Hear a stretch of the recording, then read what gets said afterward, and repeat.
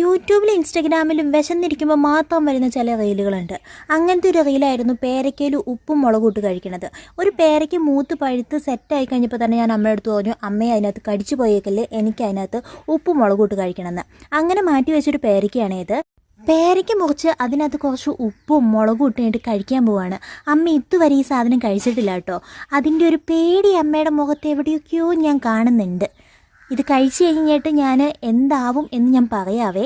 എൻ്റെ നിർബന്ധം കൊണ്ട് മാത്രം അമ്മ ഈ സാധനം കഴിച്ചിട്ടുണ്ട്. അമ്മ തന്നെ പറയണത് നിങ്ങൾ കണ്ടോളൂ കേട്ടോ. ഇതുപോലെ കഴിച്ചിട്ടുണ്ടോന്നും പറയണേ. കഴിച്ചിട്ടില്ല, ഇത് എങ്ങനെയാവും അറിയാൻ പാടില്ല.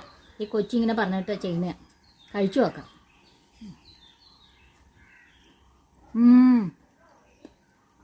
നല്ല കേട്ടോ. പൈനാപ്പിളൊക്കെ നമ്മൾ കഴിക്കുമ്പോൾ ഒരു മധുരം കിട്ടും. കുത്തും മുളകൊക്കെ ഇട്ട് സൂപ്പറാ. പേരയ്ക്ക് നല്ല മധുരമുണ്ടല്ലേ? പേരയ്ക്കേക്ക് നല്ല മധുരം, ഇച്ചിരി ഉപ്പ്, മുളക്, അടിപൊളി.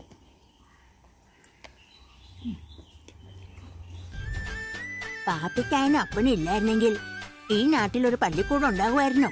ഒരു ആശുപത്രി ഉണ്ടാകുമായിരുന്നോ? പാവപ്പെട്ടവരുടെ കാണപ്പെട്ട ദൈവമാണ്. ഞങ്ങൾ പാവങ്ങളുടെ കാണപ്പെട്ട ദൈവമാണ് പാപ്പിക്കായൻ. ഞങ്ങളുടെ ജീവനാണ്, ജീവനാണ്. ഒന്ന് പറയാൻ കണ്ണിൽ ഉണ്ണിയാണ്. തള്ള കൊളാക്കും. കണ്ണിൽ ഉണ്ണിയല്ല, കണ്ണിൽ ഉണ്ടമ്പുരി. ലൈവ് പരിപാടിയാണ്.